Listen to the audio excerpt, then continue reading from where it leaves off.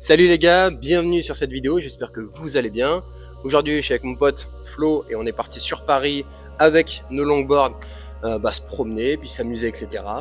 Et il y a un magasin qui est derrière, qui s'appelle magasin, tu m'as dit que ça s'appelait comment? Rick Owens. Du coup, magasin Rick Owens, un créateur américain. Une sorte de magasin de luxe, ouais, on peut appeler ça du luxe. C'est du luxe à ce prix-là. Ah, ce prix-là, on est dans le luxe. Moi c'est des choses qui me paraissent complètement insensées. Des choses qui coûtent super cher, et c'est pas du tout mon truc, c'est pas mon monde, je connais pas ça. Mais lui, c'est des choses qui lui parlent beaucoup plus. Il apprécie ce genre de créateur, il se renseigne sur tous ces trucs-là. C'est quelque chose qui parle vraiment d'argent, parce qu'on est sur des tarifs très chers. Et je voulais un petit peu comparer nos opinions, qui moi, j'y vois pas d'un sens ni d'intérêt, et pour lui, ça a tout à fait un sens. Qu'est-ce que tu aimes, toi, dans ce luxe, dans ce truc-là, dans ces chaussures, dans ces je ne sais quoi? Après, généralement, il y a un réel travail dans... C'est un type de matériau que tu trouveras pas forcément dans toutes les marques. Après, le prix peut sembler totalement fou. Et c'est quoi les marques un petit peu que tu kiffes? Là, justement, Rick Owens. Enfin, d'autres marques, ça peut être Balenciaga.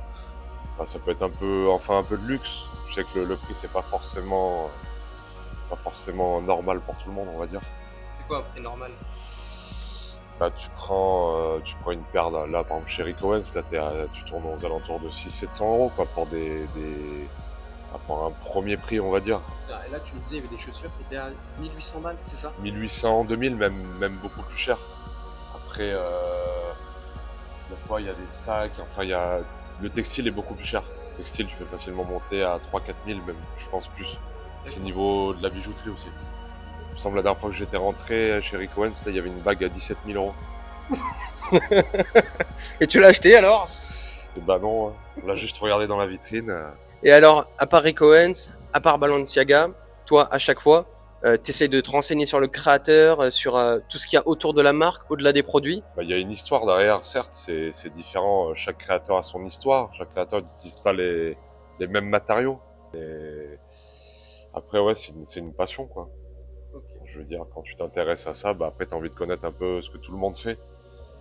Et du coup, tu te renseignes et tu vois. Après, c'est un autre monde, quoi. Il faut vraiment être plus ou moins passionné, être... Toi, c'est une passion? Depuis déjà, ouais, 5-6 ans, je m'intéresse à ça. Ah oui, quand même. Je m'y connais quand même plutôt assez bien, on va dire. Et comme là, du coup, on est à Paris, forcément, il y a tout, hein, je veux dire. Et tu vois, moi, ce qui est marrant, c'est que ça me paraît insensé.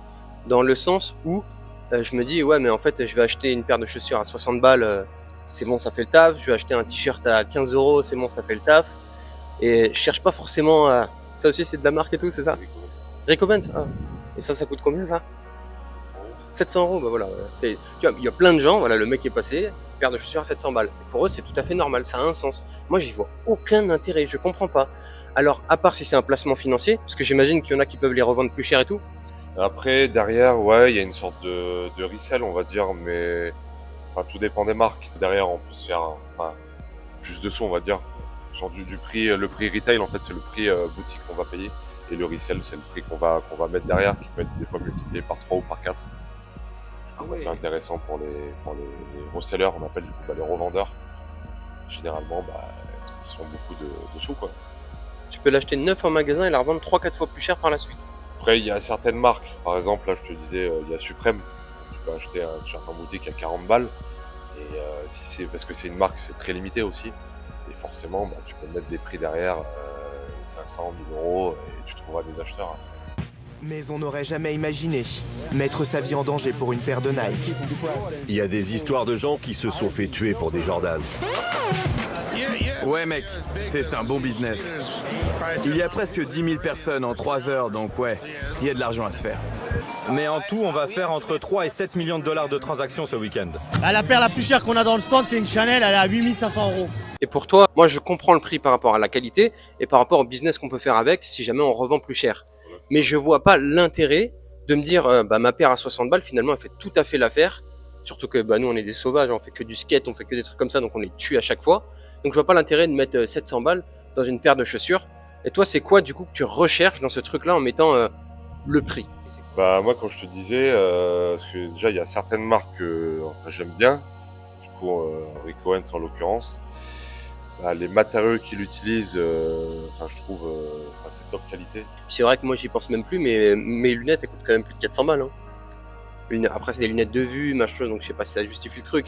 Puis c'est pas moi non plus qui les ai achetés, ouais. Gucci, on me les a offerts. Beaucoup de gens comme ça qui sont dans cet essor-là d'avoir plein de trucs, enfin, des vêtements qui coûtent très cher. Est-ce que tu aurais un message pour ces personnes-là qui, comme moi, ne comprennent pas ce truc-là? Et en plus, d'un point de vue financier, si tu veux faire des économies, si tu veux investir, si tu veux entreprendre, il y a certaines choses à ne pas forcément faire. Il y a toujours dépensier ou être comme ces pauvres qui achètent du luxe. Parce que toi, d'ailleurs, on l'a pas dit, t'es pas forcément riche. Ouais, mais après, je veux dire, j'économise en fonction enfin, du travail, etc. Après, tu te fais plaisir de temps en temps. C'est pas tout le temps non plus. Tu peux acheter certains vêtements de marque, mais t'es pas obligé d'être habillé de la marque de la tête aux pieds. Tu peux te faire plaisir sur un item, 2 items, etc. Depuis tout à l'heure, on voit des gens qui passent. Parce que là, on est juste derrière la boutique. On va vous montrer ça juste après. Et il y a un profil de personne qui va passer, qui va regarder juste le prix et qui va dire « Ouh là là !» qui va même pas regarder plus. Ils vont être choqués.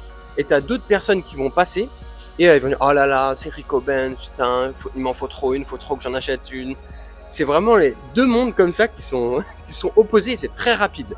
Les gars, ils arrivent Rick Owens ou ils arrivent « Ah non, ouf, quelle horreur !» Du coup, Flo, est-ce que tu pourrais nous dire un petit peu pour combien tu es habillé et détailler un petit peu les différents produits que tu as?